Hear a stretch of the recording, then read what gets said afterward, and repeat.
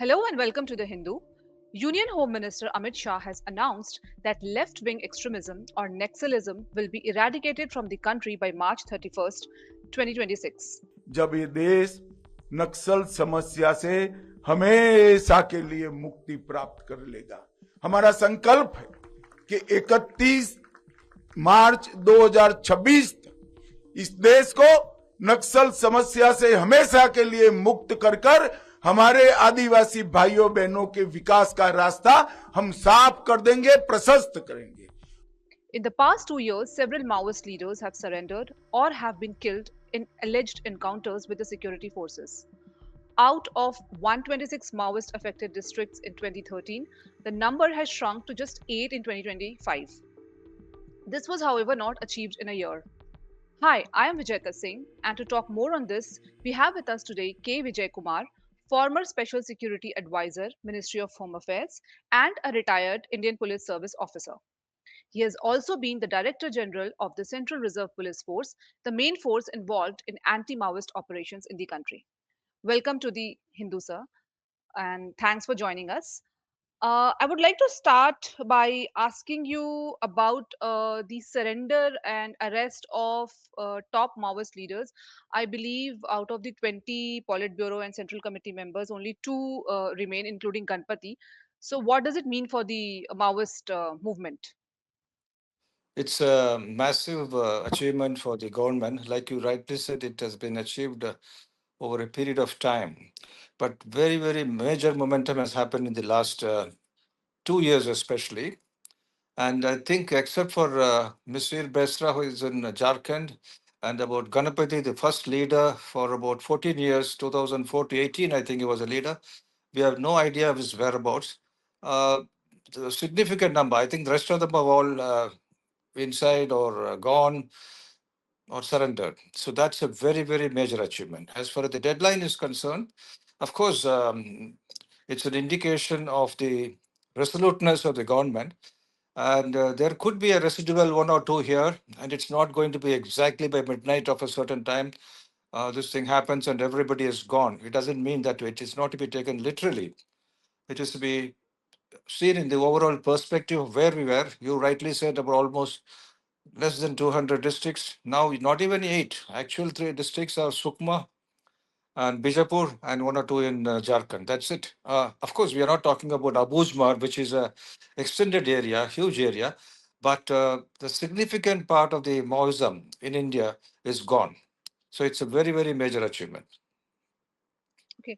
And if you could tell us, take us a little back in the past, since when you helmed the CRPF, what were the kind of challenges then, and what was the kind of operations that were carried out then, and what is the difference now?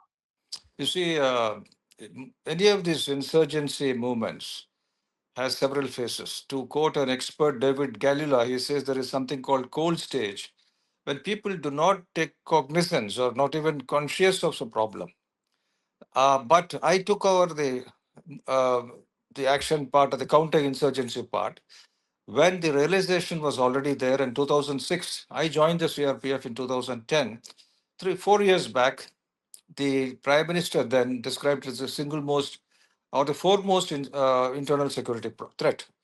Actually, in Jammu and Kashmir, over a period of time, the number of casualties are more than 2.5 times of the most casualties. But even then, he framed it. But that's a border issue. That's a border issue with international ramifications, international implications. People coming from Afghan surplus, Pakistan's involvement, and so on. Here it is internal, our own. So he considered it the most significant problem country. So when I took over, already the government was aware, and Dantewada 75 CRPF personnel and one Chhattisgarh policeman had been killed in Chintalnar incident, which you are aware of. That was 4 5 months before I took over, and that was the reason I was moved in. And I had this issue of boosting the morale.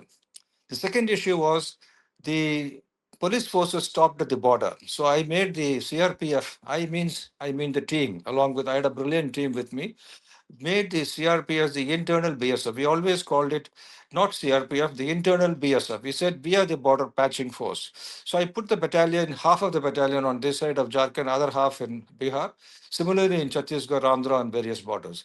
This stitch up did a lot of good work because we were able to reduce a little bit of this ungoverned area. At the point when I took over, the helicopters used to take the cash and distribute for for the government people in Sukma and certain districts. Dantewada was split into Sukma only then because Dantewada was a huge district, and so that is where this massacre happened. So the ratio of the fatality, we as a counter-insurgents, especially the action-oriented counter-insurgents, because counter-insurgency is not handled only by the police alone. The government is there. The unity of command has to be there. Security and development are the 2 feet on which we move. But essentially, in such places where the dominance of the Maoists were too much, it is the security which moves in first. Therefore, in the helicopters, we used to escort money and disperse the cash. That was the situation. There were not many schools in the interior part. There are not hospitals. So the CRPF camps acted as the single point of the government. There was nothing beyond CRPF as the symbols of the government. Along with us were the local police. So the challenge, you told me, was to integrate with the local police and act as one, without showing that CRPF is better armed, because better armed alone will not matter here.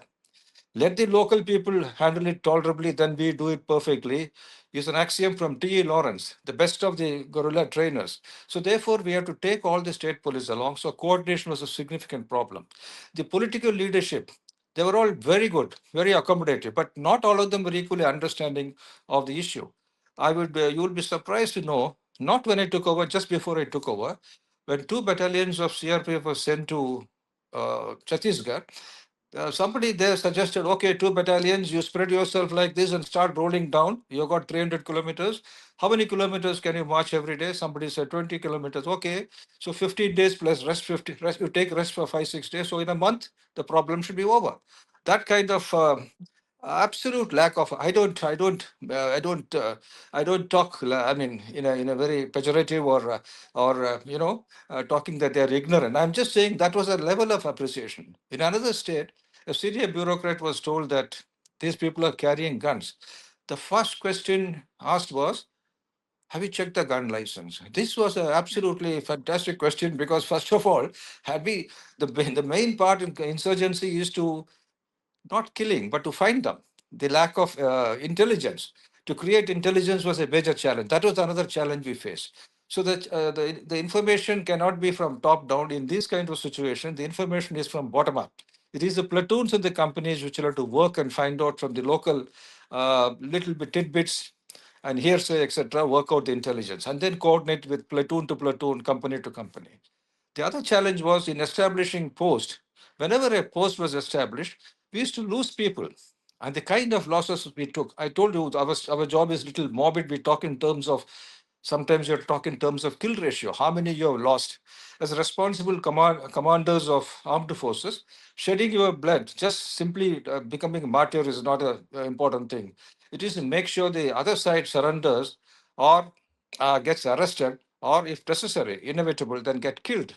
Our ratio, you would be surprised to know, it was the worst ever. 1:1. We used to lose one and the other. In Kashmir, from where I had some experience as BSF, we used to have a different kind of thing. 1:6, 1:7, and things like that.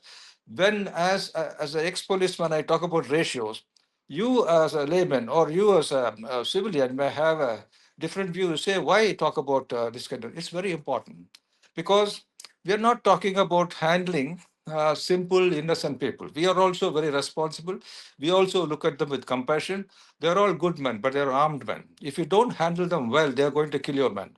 That's how I took it. So I had to make sure that our training was very good and our dominance in interior parts are very good. And we don't go into the most difficult parts first. We go into the little easier part first, have some successes and advance. So these were the few challenges: one of morale, one of training, one of domination, one of approach to the whole issue, and things like that. I had total cooperation from all the actually 10 chief ministers and 10 DGs and 10 chief secretaries. I had absolute support from the Union Home Minister, and I had no complaints on that. But The issue itself is complex. The insurgency, nature of insurgency itself is like handling in a court soup with a knife. This is T. Lawrence again. I'm very fond of this man. It is absolutely sticky. It's a messy affair. It's not easy affair. If you make small mistake, you're going to have collateral damage and so on. So it's a very tricky business. So there, I think the Indian police forces have done extremely well with mutual coordination between the central forces and the state police forces. Yes, as you rightly mentioned about intelligence gathering. So the intelligence gathering, the primary responsibility I think lies with the local police. So how challenging was that for you? Because CRPF is anyway an external force. They go there, they take some time. But how do you think CRPF has evolved over these years, or any central force for that matter, without, do you think without the help of the state police or the state apparatus, this could have been possible? You see, where there is no police at all, then it doesn't matter whether it's your central police or a state police or a paratrooper or an alien force from, say, US or Russia. That's a third party intervention, it's called. Here it is direct, it is first party. The CRPF is part of India, so it's a direct party, except that police is a state subject. But in such places where the governance is missing or absent for various reasons, because of the geography and history, it is any police which is there which has to create the intelligence. So it is bottoms up. The roots, whoever puts down the roots there, even if it is in a tentative or slow, I mean little form. It's not a big unit or a battalion, but even a platoon or a company. When I say platoon, it's 30, 35 people. When I say company, it's about 100 men. When these people go in camp, whether they are Chhattisgarh police or whether they are CRPF, they are the first police forces to be available in that place. And what they should give a feeling to the public is that we are going to be here for good. We are not going. We are not a tourist police. We are not here like coming like a tourist and going away at the end of 1 year or 6 months or few days. So once you establish that confidence, once you, and this is like a rugby or a wrangling match, a boxing match, the public or the referees, they keep watching which side is doing what. If the counter insurgent, meaning us, if you are behaving well and if you are solid, very conscious about our tactics and strategy, then we slowly start getting intelligence. It's a very, very small minority, maybe 5% or even less, which will be inclined to supply because it's a question of a peril or danger to their own life. Why should we take a risk in trying to supply you with information which is of going to be of no use if he's going to be killed the next day? And these people are known for exemplary killings. They don't really know that you had given the information. They will come and massacre the whole. I mean, a few of them as exemplary action. These kind of civilian killings of intelligence informers have happened during that time, 2009, 10, 11, 12. I watched because for next 10 years, I was subsequently handling the whole affairs from the Home Ministry. So I have had a ringside view of what is happening in each state. Just nameless, useless, absolutely unjustified killings. And he was not even an informant. He did not give us an iota of information. He never even came to the camp. But according to the others, he was a suspect. So in Jan Adalat, he was simply killed publicly so that if there is a potential informant standing there, he will be immediately deterred. So this was a problem. So information cannot come from Delhi. Information cannot come from Raipur or the Patna or the state capitals. It has to be got from the ground, small nuances, small whispers, small signals, and things like that. It's a very, very technical thing. And the troops slowly came. And CRPF opened his intelligence wing on the copying the pattern of BSF and other forces during that time. It was sanctioned during 2011, a huge intelligence wing. So all these things helped for the force to put their act together. Right. Uh, the Maoists are also known to be recruiting children for their movement, and a lot of instances have come up when there have been evidences that when children have joined. So, what was the Home Ministry's approach? What has been the Home Ministry's approach in tackling such cases? Because the children are also like, they have been maybe they have been deceived, or they have been forced to join. So, what was the policy to handle such cases? You see, the recruitment of children is a common thing in most of the insurgency force. They see their parents or uncle or somebody with uniform and is carrying a gun, so it becomes a kind of a symbol. So macho, he looks like a very strong kind of guy. So this guy, he is not seeing a real teacher or a school, except a few Ramakrishna mission schools and a few very limited, a smattering of junior schools. Otherwise, there's no education. So these guys think this is the world, and they get automatically recruited either by one fellow from family, one guy from family, or kind of forced draft conscription, or inspired by the relatives, etc. It's common. The most important thing about child army or the child this kind of militants is children lack compassion. They are good in observation and they can be heartless. You may be surprised when I say this. This is not my quote. It is from the manuals. American counterinsurgency manual. David Patriot has written. I mean, he was one of the authors, main persons. It is also seen in many other manuals of the counterinsurgents like us to be very careful with the children. That is, they can be heartless and they can be brutal because they don't lack the sensitivities of an adult. I'm not blaming them. On the other hand, if the counterinsurgents like us, nostalgically thinking of the children, try to go too near, that is also discouraged. To give them toffees and to be friendly, this is not to be done. You have to be little keep a distance away. Not only children, even the women cadres. You didn't ask, but I want to say that women cadres were strong.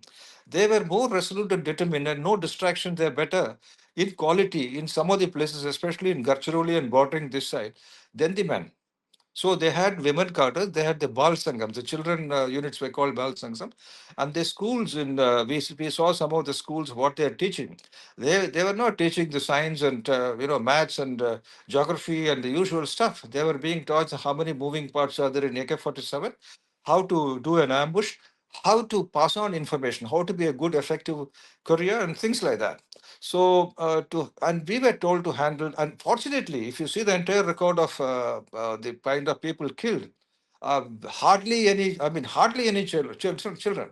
Maybe some guys in the age of 17, 18, a few cases. But it was our good luck. We were a little careful about them, and therefore handling them was extremely difficult. It's a very, very delicate thing, and it was a nuanced action, and I think the security forces did a creditable job. Okay. But sir, there have also been allegations against security forces of, human rights violations in these areas. Several people have also gone to court. What do you have to say about that? You also encountered such incidents during your tenure in the CRPF. All right, I'll tell you, this this happens in every insurgency. I mean the little bit of excess during a certain part of the domination. I told you about the cold stage when nobody is understanding that the frog is not realizing that the water is boiling. If you throw a frog in a boiling water, it just leaps out. But if you start with the frog in a normal water and slowly boil, the frog doesn't even realize it's supine, it's unconscious about what is happening. That was the kind of condition in which some of our administrators and leaders were there. Not to blame them. This typically happens in every insurgency. Sometimes the center saying the state should do it, state saying center should. This kind of ambiguity was also there. In this kind of situation, when only the security forces have given the daunting task and they don't know who is a farmer, who is an innocent man, who is a guerrilla, because he's a guerrilla by the night and farmer by the day. Not India alone, everywhere there is a norm. So, in handling that, there could be some collateral. I am not saying that there could not have been some of the little disproportionate action, but there was no intentional action. But the kind of sullying the security forces faced in being called their rapists, that is little overboard. I will give you one instance in Saranda. You realize there is a place called Saranda, which is at the tri-junction of Orissa, Jharkhand. Jharkhand, West Bengal. The biggest salt forest is there. Number two of the Maoist movement called Prasant Bose and his consort, Marandi, I think she's both of them arrested. These people used to host the Maoist flag every their Maoist day and there's a China day and various important days, not during our Independence Day or our Republic Day. And they had the whole place to themselves.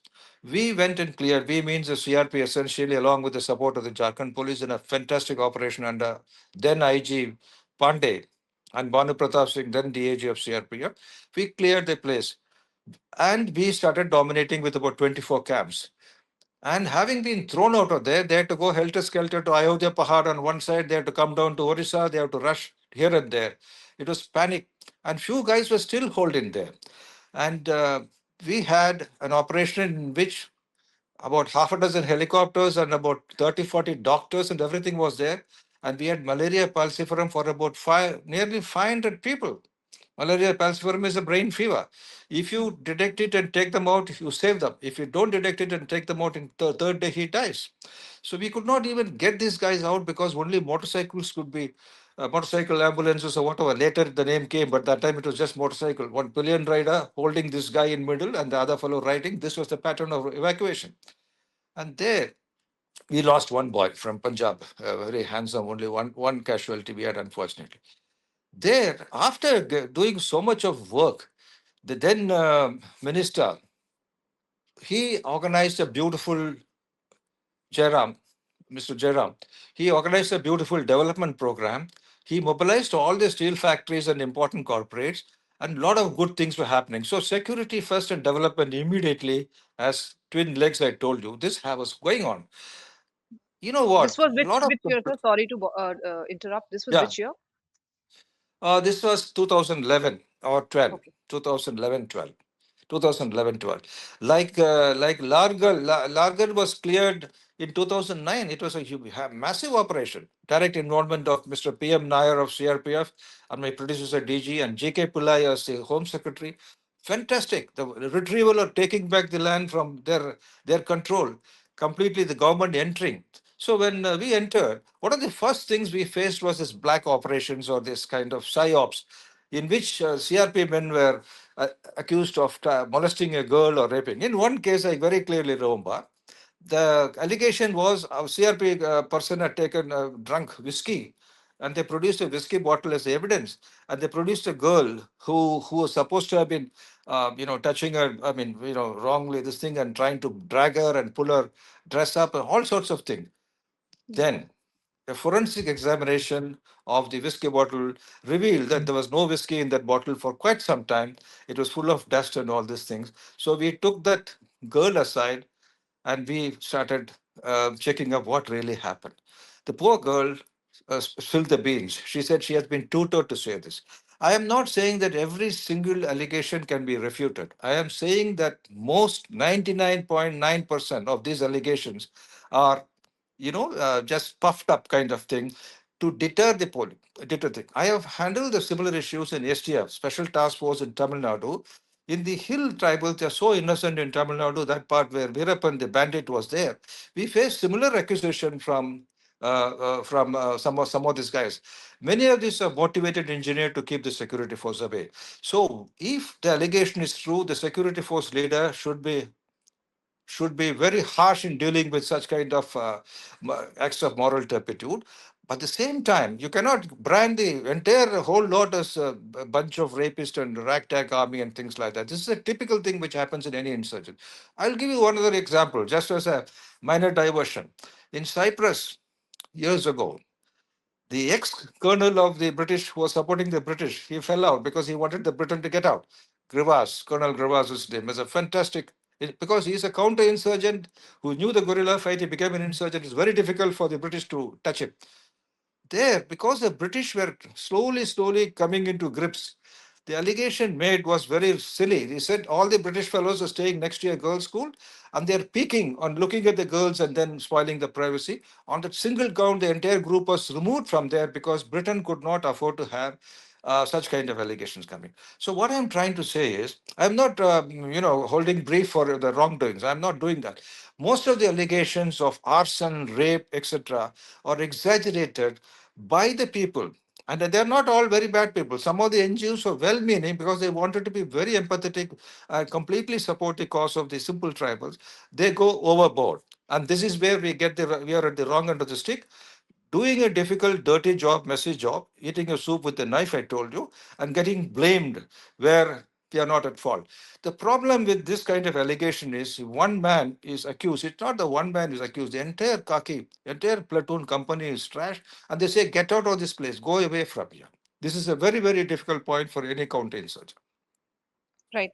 So, do you think fixing a deadline, as Home Minister Amit Shah has fixed December 31st, sorry, March 31st, 2026, LWE, left wing extremism will be eradicated from the country? Do you think it's a feasible thing to do? It's a practical thing to do?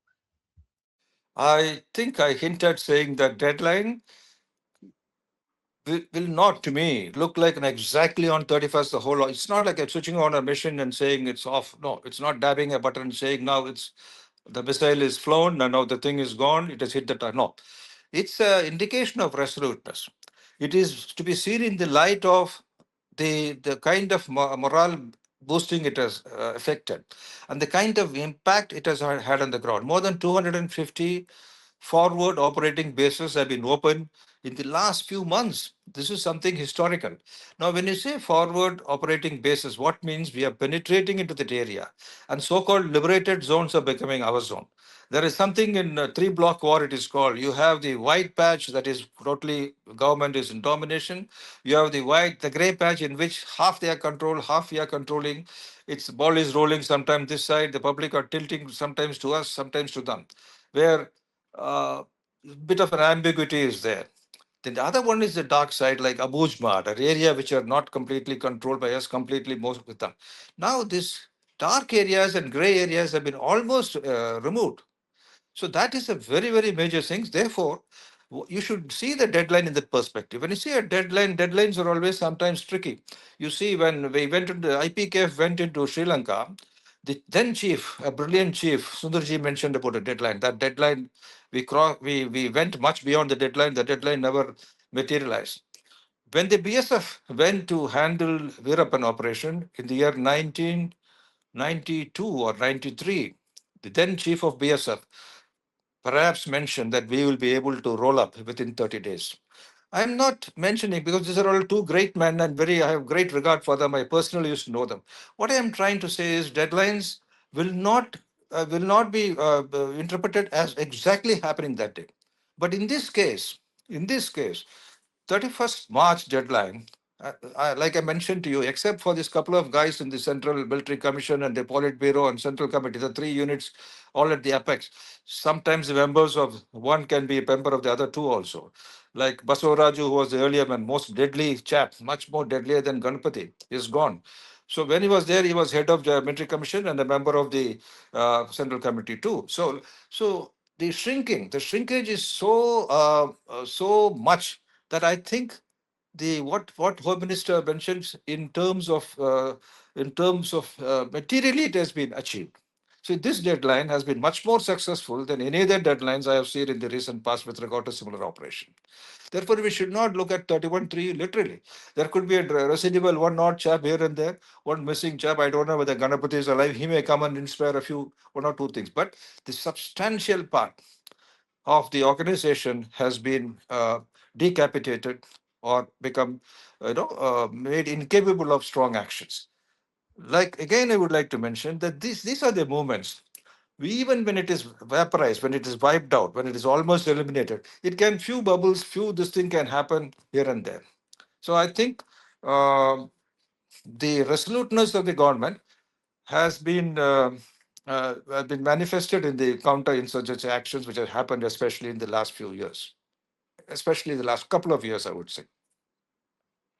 Right. And do you see a vast difference between, say, uh, 12 to 13 years back when you were at the helm and now? Is there is the difference too stark in how to lead the operation, in providing logistics to the forces? Do you think that kind of a difference is there? Uh, Maybe political leadership, that intent I would. that we talk about. I have been with five home ministers, starting from Mr. Shivraj Patel, Mr. P. Chidambaram, then Mr. Shinde, then Mr. Rajnath Singh, then with Amit Shah. I've worked with them very closely, and I found that all of them were equally devoted to this task, but especially Mr. Chidambaram, who took advantage of the Chintalnar massacre and converted to in his favor by asking for a huge centrally assisted funds. It came in a big way during the time, fortified police stations, centrally assisted funds at the discretion of nearly 30 crores with all the collectors, maybe about 200 not collectors, they could spend it on anything on discretion. They are supposed to have a committee of the superintendent of police, the collector, and the district forest officer. Without reference to any other authority, they could decide. In Bijapur, for instance, one collector decided to buy 30, 40 Matador vans or vehicles because there's no transport there. And let me tell you, there was not a single ambush on those 30, 40 vehicles because the public were benefiting and those and our policemen were traveling in that, but they were not ambushed. So this kind of discretionary funds started then, and it was the graciousness of the subsequent government to take it forward from there. Some redesigning of the names were there, but it was further amplified and only improved. So I found a consistency with regard to approach to this problem by both the governments. So there's no, and only thing is, in the initial stage, it's more difficult to handle this problem. As we grow and as we mature, the state gets better organized, the integration becomes better. But one thing significant, the National Security Advisor, Mr. Ajit Doval, and I had a direct role in enabling the training of more than 3 to 4,000 special forces of Chhattisgarh. It was done in a very very nuanced way. Without, I can now mention to you because we are now past that time, without creating any waves or without even the media or without other people trying to get a hang of it. It was done in a very subtle, nice way, giving them better arms, giving them better training, providing them a sophistication. And some of them were surrenderies. There were a lot of problems stigmatized by certain court observations and etc. There were allegations of arson and looting, etc. But some of them were illiterate, simple tribals who were once upon a time, some of them working on the other side. We had to bring them this side and reform through training. These are all done. So in a very steady manner, expanding the footprint, etc., had happened. I think training was one major thing, and equipments, training, integration, coordination, all this thing happened with more vigor as we progress from year to year. That's the only difference I find. But the continuity was there. In fact, I was one of the threads of continuity which was allowed to continue with both the government. I think there was consistency with regard to the approach to the issue. So, were you talking about Salva Judum a while ago? Yes, Salva Judum. And Okay. also some Salva Judum and also some of the splinter groups in Jharkhand. Jharkhand had very spurious, there were about more than 15, 20 different groups. There were allegations that it was the intelligence agencies which were creating some of the groups and making one play against the other. And all sorts of things were there. Maybe at one point of time, some of these forces were passing on some information with vested interest for self survival and so on. But it was not exactly the creation of security forces. But these kind of allegations, these kind of innuendos, etc., were there. We have to handle that. So, yeah, in a way, I mentioned about this kind of surrenderies, who converted into supporters of the counter insurgents, etc. These were the issues in some of the states. This happened in Jharkhand. This happened here. Parts of southern parts of Bihar, parts of Gadchiroli, and so on. Yes, sir. Thank you. I think that will be all. Thank you so much. As you rightly mentioned, that the anti-Maoist operations in the country have continued. Like it's a story of continuity, and I think all governments took this challenge seriously. But let's see what unfolds in the coming days.